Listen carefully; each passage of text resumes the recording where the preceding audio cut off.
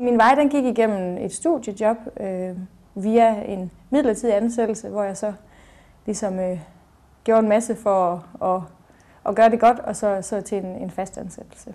Det jeg laver, når jeg arbejder med karrierevejledning, det er alle mulige forskellige arrangementer og initiativer, som har at gøre med vores studerendes kontakt til erhvervslivet og med vores studerendes overgang fra uddannelse til arbejdsmarkedet.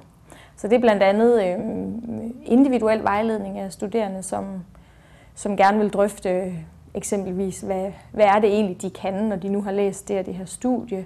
Derudover så laver vi også en række forskellige arrangementer, hvor tidligere studerende kommer og fortæller om deres arbejdsliv, hvad de laver i dag, og arbejdsgiverne kommer og fortæller om, hvordan de ansætter og hvad de lægger vægt på. Jeg tror, at jeg som studerende også brugte meget tid på at bekymre mig lidt om det nu var de rigtige valg, jeg tog, om det var det her nu det rigtige studiejob for mig, eller skulle jeg hellere have været praktik et andet sted, osv. osv.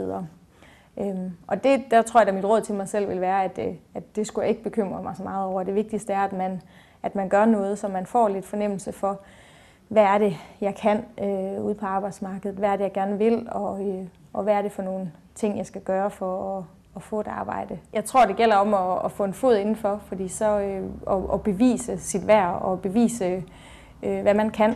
Fordi nogle arbejdsgivere er måske også lidt i vildrede omkring, hvad er det, en humanist kan tilbyde, hvad er det egentlig, at man kan sætte vedkommende til at lave. Og når man først får en chance for at vise det, så er langt de fleste arbejdsgivere også meget, meget positive over for det, og så skal det nok blive til noget.